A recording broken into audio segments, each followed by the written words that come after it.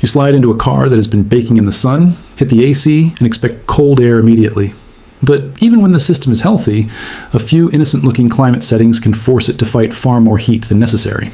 The result is a hotter cabin, a louder blower, more energy use, and the feeling that something expensive must be broken. Before you pay for refrigerant or book an AC diagnosis, check these 6 settings.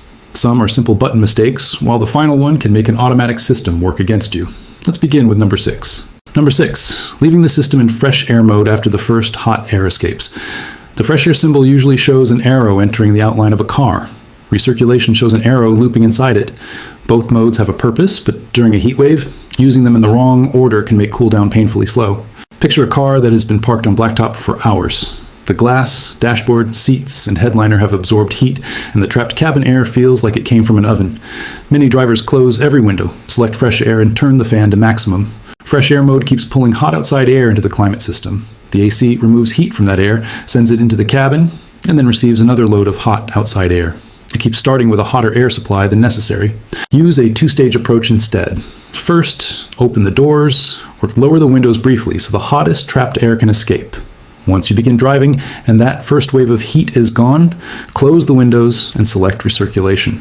Now the system draws air from inside the vehicle, cools it, and sends it back through the cabin.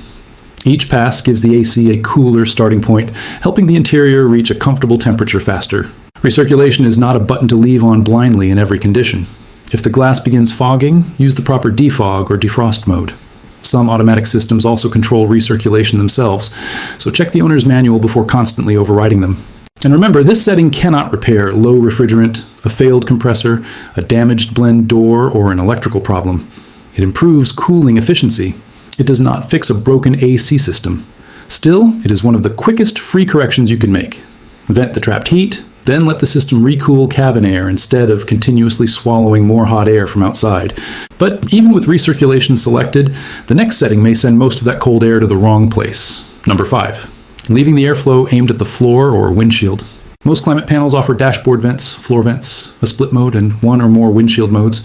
Drivers often assume the cold air will spread through the cabin, no matter which icon is selected. Eventually it may, but airflow direction changes how quickly you feel comfortable. During the first stage of summer cooldown, dashboard vents usually provide the most direct relief. They send cold air toward the upper cabin and the occupants instead of spending the first several minutes cooling the carpet, footwells, and space beneath the seats. Your body notices air reaching your face, chest, and arms far sooner than air disappearing near your shoes. That is why an AC system can seem weak, even while the evaporator is producing properly chilled air. Windshield mode creates a different issue. Defog and defrost settings are designed to protect visibility, not deliver maximum cooling to passengers. Depending on the vehicle, selecting them may change the air source, fan speed, temperature blend, or recirculation behavior. That is exactly what you need when the windshield is fogged. It is not necessarily what you need when the glass is clear and the cabin is simply hot. Select the icon showing air from the dashboard vents. Open the center and side outlets, then aim them across the occupied seating area instead of closing unused-looking vents or pointing everything at the roof. If your vehicle has rear vents, make sure they are open when passengers are sitting in back. In a large SUV or minivan, leaving the rear climate zone off can keep the rear cabin hot while the front system works longer. Automatic climate control may handle this more effectively on its own. When equipped, pressing auto and selecting a comfortable temperature lets the system manage fan speed, airflow direction, cooling, and sometimes recirculation. Do not treat dashboard mode as a permanent rule. Use defog or defrost whenever visibility requires it, and follow your owner's manual because climate logic varies by model. The point is to stop using a windshield setting after the visibility problem is gone. And next comes a mistake that feels logical in extreme heat: constantly changing the temperature and fan controls. On many automatic systems, those adjustments can cancel the programming designed to cool the cabin efficiently. Number 4, constantly overriding the automatic climate control system. This mistake is especially common in newer vehicles. The cabin feels unbearably hot, so the driver presses auto, waits a few seconds, then immediately lowers the temperature, raises the fan, changes the vents, and switches recirculation on and off. It feels like you're helping the system work harder. In many vehicles, you are actually canceling the very controls designed to cool the cabin efficiently. Automatic climate control does more than hold a temperature. Depending on the vehicle, it can coordinate the compressor, blower speed, air direction, recirculation door, and temperature blend doors at the same time. When the cabin is extremely hot, the system may begin with aggressive cooling and a high fan speed. As the interior temperature drops, it gradually reduces the fan and changes the air mixture to avoid overshooting the selected temperature. The confusing part is that auto may not behave exactly the way you expect during the first few seconds. Some systems delay maximum airflow until the evaporator begins producing colder air, because blasting hot air directly at your face would make the cabin feel even worse. Drivers often interpret that short delay as weakness and take manual control. They select the lowest temperature, maximum fan, dashboard vents, and recirculation, then keep changing everything whenever the airflow feels different. Once you override certain functions, the auto indicator may switch off completely or remain partially active. The system may stop controlling fan speed or vent direction, even though it is still managing other functions in the background. The better approach is simple. After venting the trapped hot air, press auto, select a reasonable comfortable temperature, and give the system time to respond. For many drivers, a setting somewhere in the low 70s Fahrenheit is comfortable, but there is no universal perfect number. Humidity, sunlight, clothing, vehicle size, and personal preference all affect what feels right. And here is an important myth correction. Setting an automatic system to its absolute lowest temperature does not necessarily make the cabin cool faster. In many vehicles, the system is already requesting maximum cooling when the cabin is far hotter than the temperature you selected. Choosing 60 degrees instead of 72 may only make the system continue running aggressively for longer after the cabin becomes comfortable. That can leave you freezing, reaching for the controls again, and creating a constant cycle of unnecessary adjustments. There are exceptions. Older manual systems do not regulate cabin temperature in the same way, and every manufacturer programs its climate controls differently. Some vehicles also allow you to manually change one function while leaving the rest in automatic mode. Check the climate control section of your owner's manual so you know what pressing the fan, M-mode, AC, or recirculation buttons actually overrides. If the system cannot maintain the selected temperature, blows warm air from one side, cycles strangely, or produces very weak airflow even with a cleaned filter, the problem may be mechanical or electrical. A setting change cannot repair a refrigerant leak, failed actuator, weak compressor, or faulty sensor. But when the equipment is healthy, letting auto complete its job can provide steadier cooling with far less button pushing. If this is helping you get better cooling without paying for an unnecessary service, tap the like button. It helps more drivers find practical advice that protects both their comfort and their wallet. Now let's look at a setting many owners forget even exists. Number 3, leaving dual zone climate control unsynchronized. Dual zone climate control sounds simple. The driver chooses one temperature, the passenger chooses another, and each side of the dashboard delivers a slightly different air mixture. That flexibility is useful when two people prefer different temperatures. During a heat wave, however, an unnoticed temperature split can make the system feel inconsistent and keep part of the cabin warmer than expected. Imagine that the driver's side is set to 68 degrees, but the passenger side was left at 78 after the previous trip. You start the car alone, turn on the AC, and expect every dashboard vent to deliver the same cold air. Instead, the passenger side blend door may mix in warmer air to satisfy the higher setting. Air moving around the cabin can make the driver's side feel warmer, especially in a compact vehicle where the two climate zones are not physically isolated. You may respond by turning the driver's temperature even lower or increasing the fan. The AC system works hard, but one side is still being instructed to produce warmer air. This can also happen in vehicles with 3 or 4 zone climate control. The rear system may be set to a warmer temperature, switched off entirely, or left in a different operating mode. In an SUV or minivan, a hot rear cabin acts like a large heat reservoir. Warm seats, glass, carpet, and interior panels continue releasing heat while the front vents try to cool only the first row. Before assuming the AC is weak, look at every displayed temperature. Search for a button labeled Sync, Mono, All, or something similar. Pressing that button usually allows the driver's temperature control to adjust multiple zones together. The exact name and behavior vary by manufacturer, so confirm it in the owner's manual. If someone wants a different temperature later, they can adjust their zone again. During the initial heatwave cooldown, synchronizing the zones can help the system deliver a more consistent cooling request throughout the cabin. Also inspect the rear climate panel if your vehicle has one. Make sure the rear blower is operating, the vents are open, and the temperature is not set unusually high. Do not close every vent in an unused seating row without checking the manufacturer's guidance. Climate systems are designed with a certain amount of airflow in mind, and closing too many outlets may increase noise or reduce circulation rather than improving comfort. A temperature difference of 1 or 2 degrees between passengers is unlikely to create a dramatic problem. The real issue is an accidental large split that remains hidden while the driver keeps lowering one side.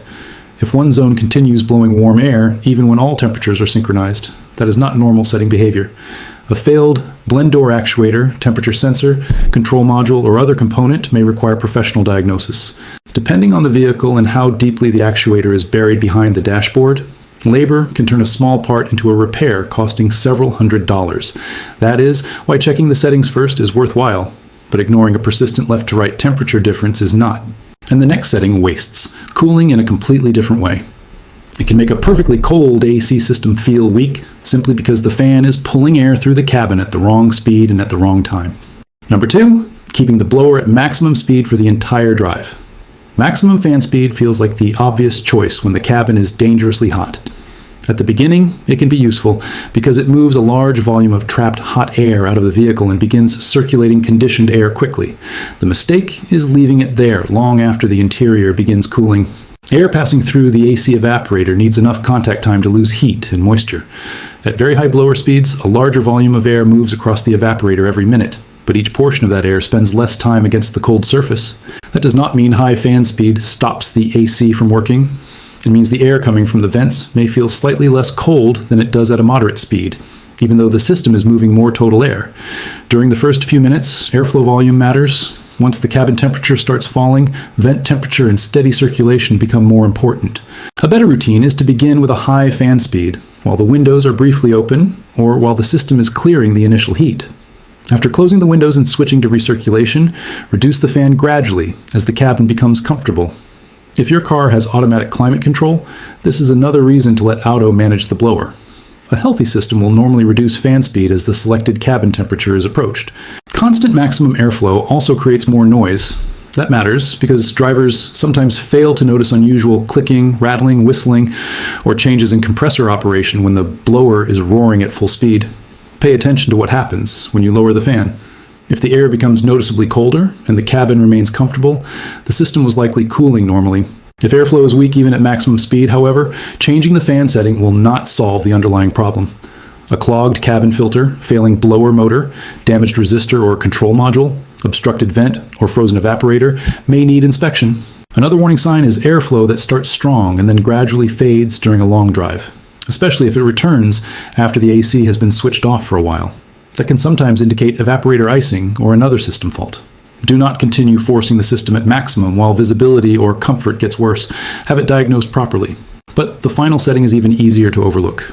It often appears as a small button or dashboard message, and drivers may leave it active for weeks without realizing it is intentionally limiting AC performance.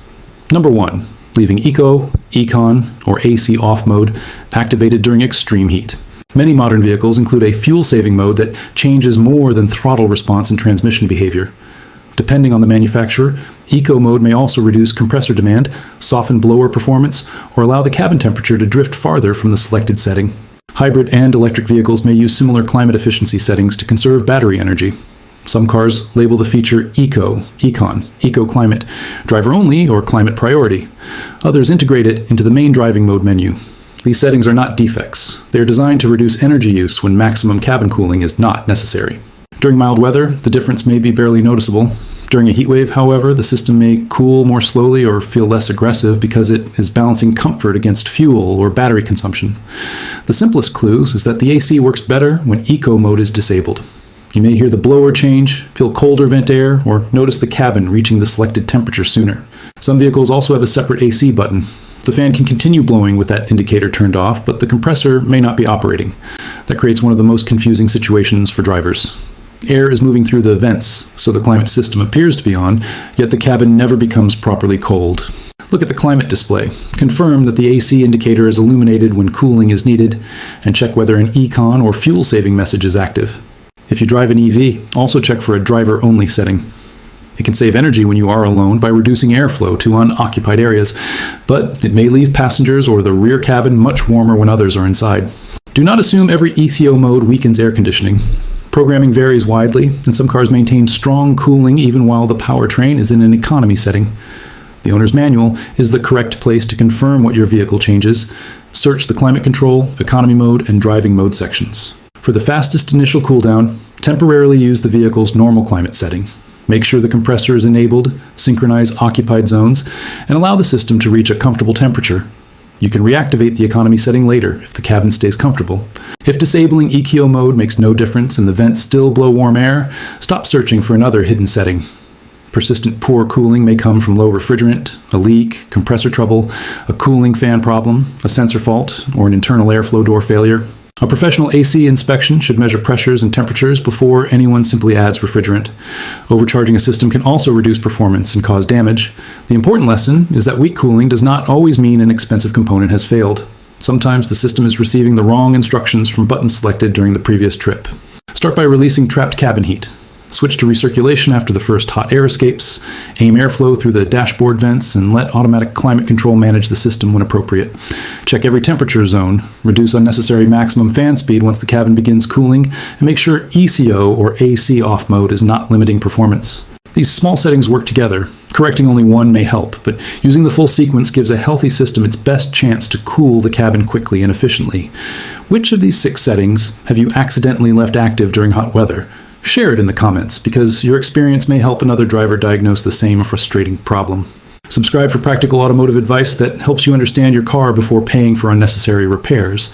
And if your AC still feels weak after correcting these settings, watch the next video on screen to learn the warning signs that point to a clogged cabin filter instead of an expensive compressor failure.